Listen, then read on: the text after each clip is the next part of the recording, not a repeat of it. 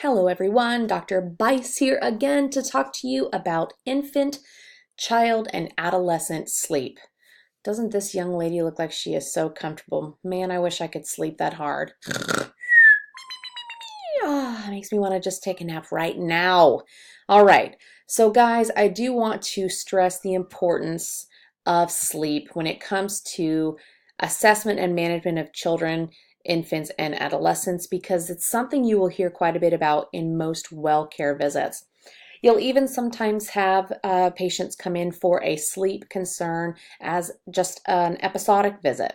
So it's important for you to learn how to do good assessments of sleep, discuss sleep in most or all of your well visits and most other visits if it's needed, obviously.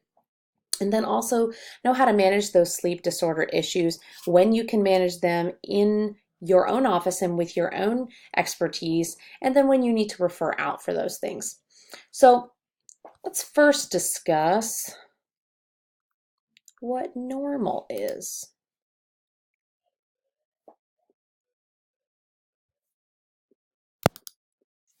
So normal sleep is going to be averaged in about hours per 24 hours.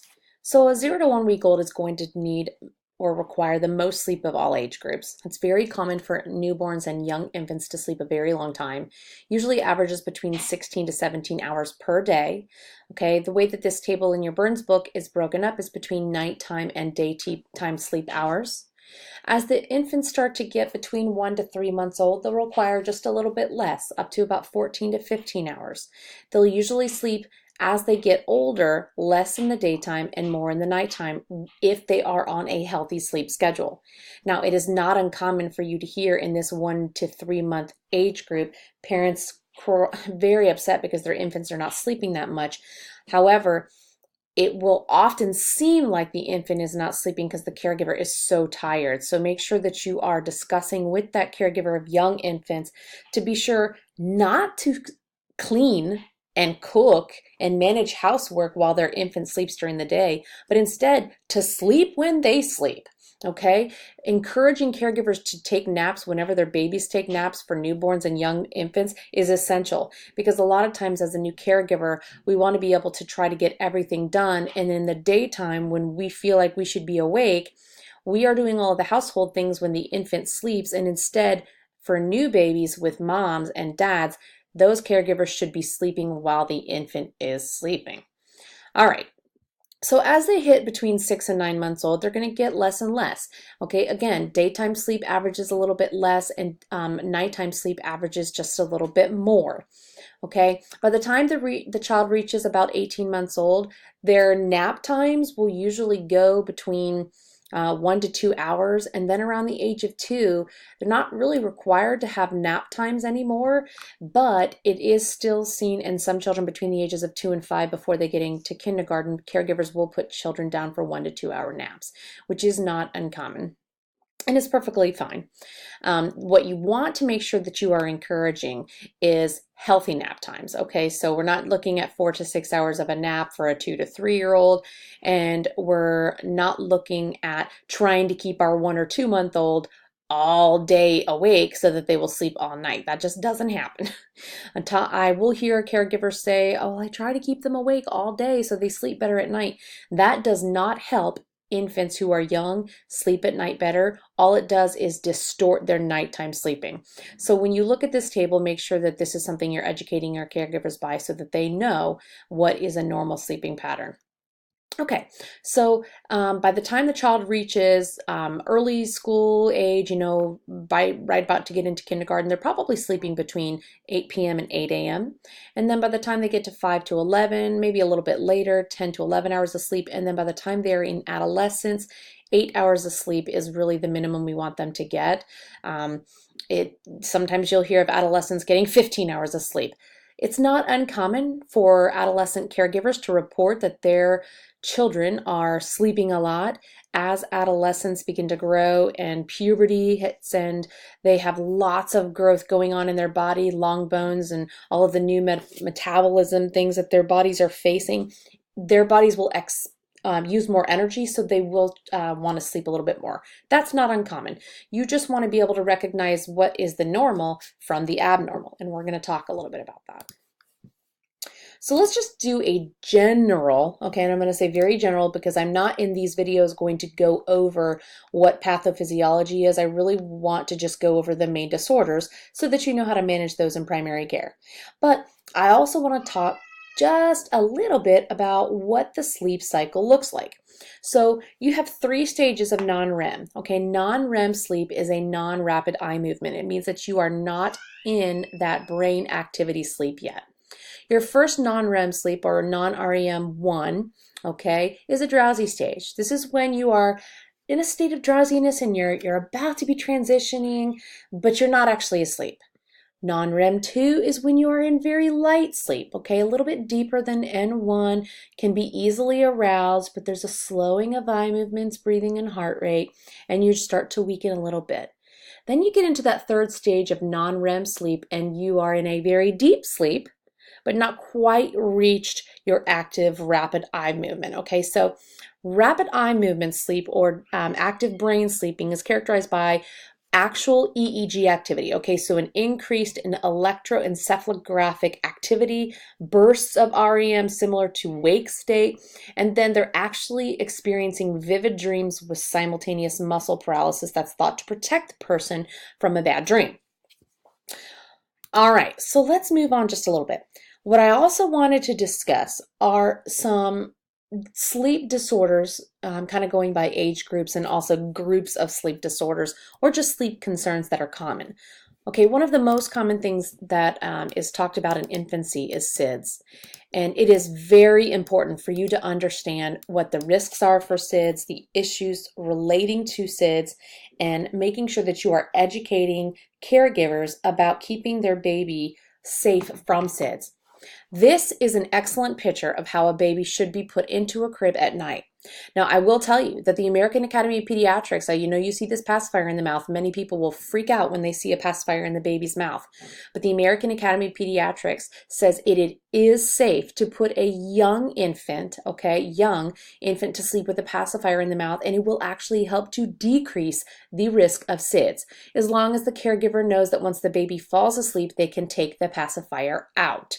Okay, so notice how there is no bumpers in this bed. There are no stuffed animals. There is a nice firm mattress with a tightly fitted sheet. Okay, there's no big fluffy comforter and soft blankets and pillows in there to prop the baby up. All of that would be wrong to do. Okay, your infants, and all infants, should be sleeping in a bed on their back. Okay, that is nice and firm. Nothing in the crib to be fluffy and for them to put their face into, okay, because we don't know a whole lot about SIDS.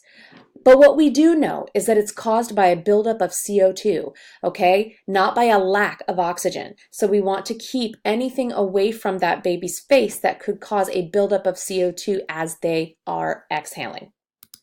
All right, so next, let's talk a little bit about dysomnias, okay? And when I say dysomnias, what I mean is essentially just sleep problems. One of the common things you're going to hear about in kids when your parents will come in and talk to you, or their caregivers, they're going to say they won't stay asleep, they don't get to sleep, they don't want to go to sleep. Sleeping is a huge concern for caregivers for a very obvious reason. They want to be able to sleep too. So generally, sleep medications are not the first route. If you have a child who is experiencing problems going to sleep or staying to sleep, that's a common dysomnia is what we call it. The first route is going to be giving them a better routine, making sure the same things are done each night. Okay, making sure that the child is having a nice book read before bedtime, they're having their bath time around the same time, their bedtime is around the same time. All of those things are important. Okay, the first time you see a child for a sleep concern, your modifications and treatment plan should be focused on behavioral and environmental changes. The next time, or if it's frequently seen as a concern, then you could consider a more safe approach to medications, something like melatonin. For a child who has severe sleeping dysomnia, that really requires referral to a sleep therapist if you have tried all behavioral modifications and the parent has tried melatonin at high doses without any kind of relief. All right, so next I wanted to talk a little bit about nightmares and night terrors. Okay, so night terrors and nightmares are very common in young children, but there are distinctive differences between the two. Let's see if I can pull my pictures here. Okay. Now, night terrors, okay, so I'm going to take a look at this child for the night terrors. They are characterized by extreme agitation. When the child awakes from that non-REM sleep screaming, they have dilated pupils, their heart rate is through the roof, they may be sweating or diaphoretic.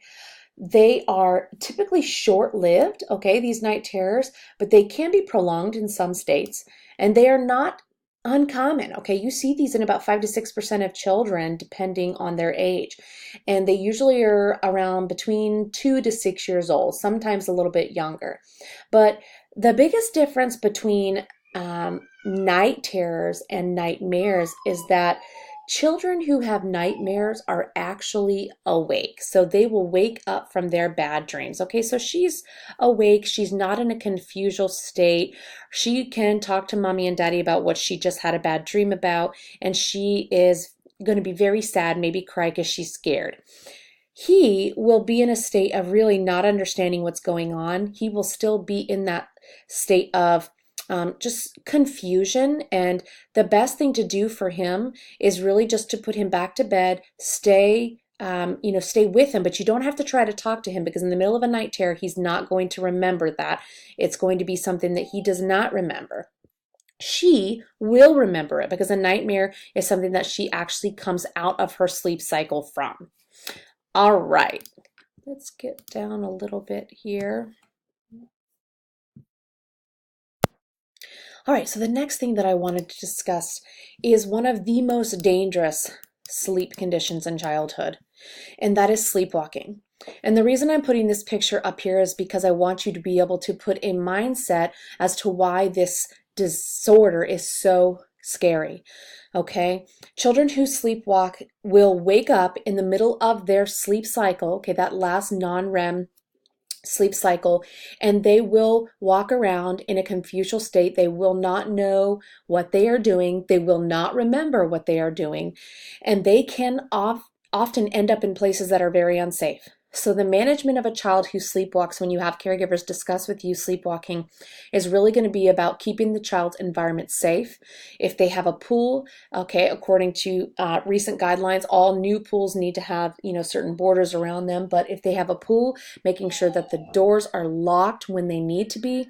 If they have, anything on the inside of their home that could be unsafe, then you would want to make sure that you are telling them to keep the environment safe. Okay, and making sure that you're telling them that all of the household cleaners, all of the knives and pots and pans or things that could cause any kind of damage or trauma or injury to the child are put away, so that in that child's confusion state, they are not doing something that could harm them. All right, so next I wanted to talk just a little bit about the differences between central sleep apnea and sleep disordered breathing. Okay, so you will also hear about children who come in with complaints of snoring. Snoring is never normal. If you have a child who is snoring, then they should have a sleep test. Now, they may have large adenoids, they may have large tonsils. That doesn't necessarily mean that your first step should be an ENT referral. But if you have a child who comes in with a lot of snoring, or not when they're sick, but just frequent snoring, that should be referred for a sleep study. Now, that's different from central sleep apnea, which is when the brain stem does not tell children to take a breath. This needs referral to a sleep specialist. And you may hear caregivers talking about their child being frequently sleepy throughout the day, or deep sighs, but not snoring or, gasping sounds like that. So the last thing I wanted to talk to you about is when children have major issues sleeping when they're very young, not old enough for medications. There are 3 methods: unmodified extinction, graduated extinction, and the bedtime pass. Be sure to look in chapter 14 about these issues because it is something you're going to require in your clinical rotation.